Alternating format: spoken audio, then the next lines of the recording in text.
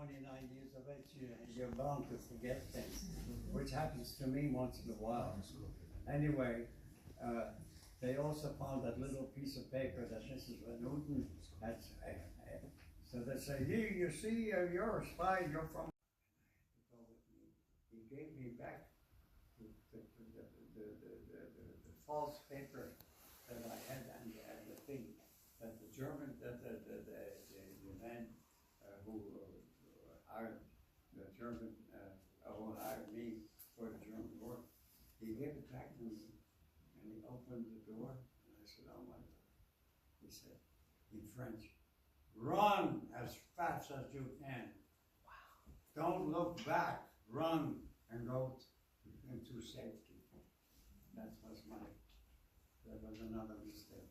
But that was a miracle. That was a miracle because he was a man. What? That was that.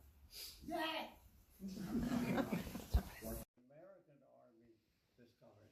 And the name of that concentration camp was Ohrdorf, which is not far from Gullen in Germany. And of course the boys walked in there and what they saw was something that we're not going to talk about. What happened is General Eisenhower heard about this and in his wisdom he says, "I will go there to see what has happened. I will see that in the future no one and nobody will ever say that didn't happen. I want to go there myself." And he did go there. But General Eisenhower was the supreme commander of the Allied forces. He was like the President of the United States. And according to the traditions and according to the not the tradition, the written law is he must be protected.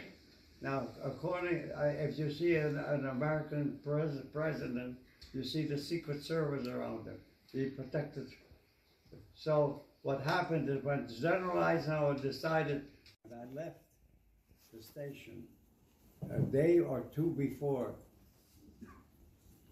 enemy or Canadian, not Canadian, British paratroopers were seen descending in France, and they were looking for those paratroopers. And they thought I was one of them. And that's the reason I got arrested. But anyway, I guess that either the chief suspected that I was Jewish or that I was one of the spies, and he was probably in cahoots with them. Anyway, what's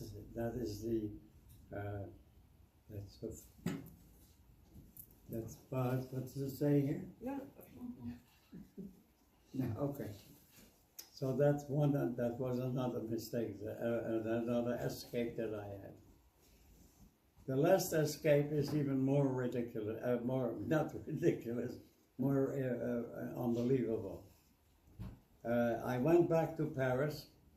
I saw the people who helped me, the Van Houten, and they couldn't believe what happened to me in Auxerre. And they said, "We will find you another Dutch farmer who will do the same thing as we promised you. You can work there, and he won't pay your salary, but for the work, you know." Anyway, I went to Pont, the village at Pont-Fou-en-Brie, which is about 60 or 70 miles from Paris. I arrived there. The Dutch farmer welcomed me, and I started working there for at least 5-6 months. But what happened is the food there was so bad that I started to lose weight, and I said, "Oh my God!" They had a whole in the basement. I found a big barrel full of beans, and they were all sour. And that's what they fed me every day, sour beans. And what they had a name for it was, I don't know what it would be. And then I found out, because I was working one day in the field, that I had a little friend who helped me sometimes. And he took, I forgot to tell you, is while I went with the Dutch farmer who fed me beans every day, sour beans every day, he said, you know, and of course again, my name was not Jack anymore, it was false, I had false paper, of which I was called Pierre Luger, or Peter Lutger, in Pierre. And he says, I have contacts in Montreux, in the village of Montreux. The police there are my friends, and they can issue what they call in French a laissez-passer. A laissez-passer is a document that authorizes you to work for me in France, and you'll be okay. I said, well, let's do that, and that is how I got a French laissez-passer, which I still have, and you can see it here, right? There it is. That is an authorization to work legally in France for the farmers. Anyway, so when I had that, and that's when I want to come back to the fact that a little friend of mine, he was working with me, and he goes into his pocket and he takes out a chocolate bar. I said, chocolate? Where'd you get that? He said, well, it's on the rations. I said, what rations? So now I found out that the farmer who was in cahoots with the police had not only received my laissez-passer, but also my ration cards for food and clothing. And not only that he received it, but he was selling it at the black market. So that's why I was being fed nothing. You understand? So when I found that out, there was a big argument with him, and I left. And my little friend found me a French farmer who hired me immediately. But the only thing he said, that man said, he said, I will hire you, but I have no bedroom. So the only thing what we will do is we'll make a door in the stable, and then we'll cut it off with the cows and the pigs, and then you can sleep in the stable. And that's where I slept for about a couple of months. So I was very happy because the food was good. The food was excellent, you know. Now what happened is actually the thing that changed my life. In the middle of the night, my door in the stable opens up, and here is the mayor of the little village of Thornhill. He stands in front of me. Now, I had met the mayor a couple of times before, so we knew each other. And he says in French to me, est-ce que tu parles français? Est-ce que tu parles anglais? Do you speak English? I said, yeah, well, quite well. He said, viens avec moi, come with me. And I said to him, I was suspicious. What are you going to do to me, you know? Did he find out I'm a Jew, basically? And he said, no, viens avec moi. And he takes me to a place which I thought was his place, but it wasn't. That is, as you see here, there is a well. It is a well, but not like this. But the sides of the well short off, and on top of the hole is a cover. And he pushed the cover away, and out come two faces. They were living in that well. One was a man with a beard, and one was a young man in a pilot's costume. And they were hiding in there. And then after a short conversation, I found out that the man with the beard is the commander of the OSS. Now, nobody knows, Who knows who knows of the OSS? You do? Well, it's behind you on the. Oh, sorry. You're smart people. Okay, OSS was an American spy organization that was covered all over the world, and they were active in France. And unfortunately, what happened is all their agents were either captured or killed, and he was the commander, and he was the only one left. Now, at the time, I didn't know what OSS was, but he said, you know, we need we need help. Can you help us? And this is how I started to work for the OSS. I became an intelligence officer. I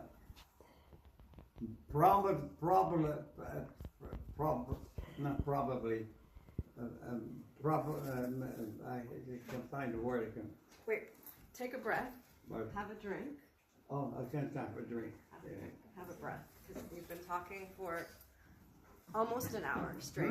Almost an hour straight.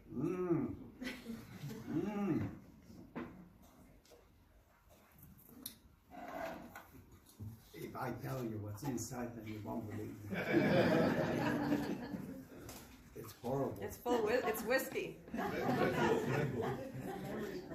Bourbon. Okay. Yes. Jack Daniels.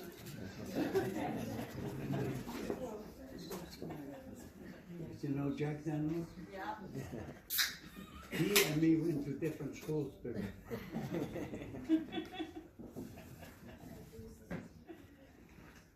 Getting inside. The commander of the OSS, which at the time that I'm speaking, I didn't know what OSS was, but I soon realized that intelligence work had to be done. And he explained to me, I need a radio transmitter. And he says, can you try to find anything like that? Can you find so that we can communicate back to our headquarters in London, so that we can continue our work? So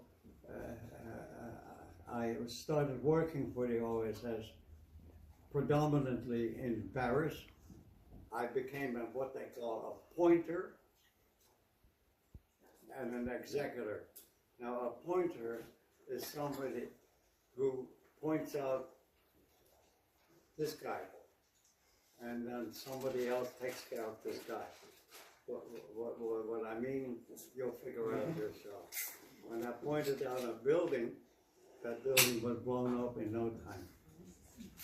I did this work for a short while, but I also tried to find somebody who could build or who could find a radio transmitter.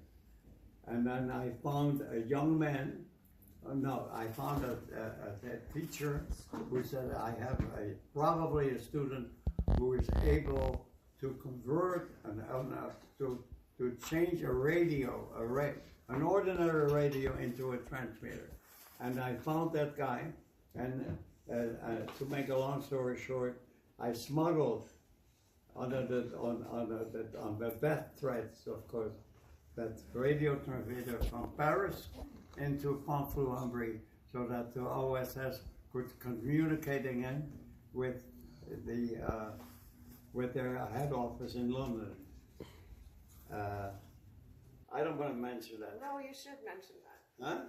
I definitely have to mention that. Well, what also happened is shortly thereafter, we found out that the SS was constantly searching for the commander of the OSS, whose code name, by the way, I did mention, was Claude.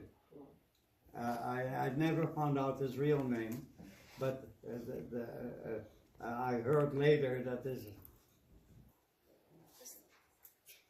SS. The SS came to a farm. No, tell them how you found out. don't remember. Well, you got word that they were going to do a raid on your farm and you Yeah. prepared. Yeah, so. So tell them. They don't know that.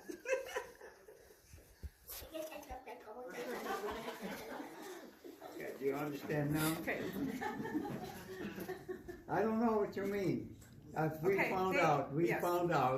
We found out through information. I don't remember who or what or why that the SS was on their way to raid the farm to just search for Claude, who was hiding in the well. But when we did find out that they were coming, we got some curtains from the mayor's house, and in order to understand this, you have to see this. This is a wall. Well. This is a well, right? Like this. Into the ground. Into the ground. However, this well was not only that, but there was a cutout here, like this on the side, and you could live in there. It was suspended with wooden bars and whatnot, and there were oil lamps, and that's where Claude spent the night, just to be sure not to be caught by anything. So that's how the well looked from the inside. From the outside, you can see nothing. So what we did is there was also a ladder, because in order to get out of the well, you needed a ladder to climb up, right? So the mayor, who was a carpenter by profession, he cut the ladder in two so it folded up. They could hide it inside instead of leaving it outside. And also what we did is we took the curtains of the mayor's house and we covered the entrance to the cutout. There was a green, a greenish type of a curtain hanging. So if and when the Germans came and looked, they wouldn't see anything, which in fact they did. They did look at it, but they didn't see anything. So this is how we saved him.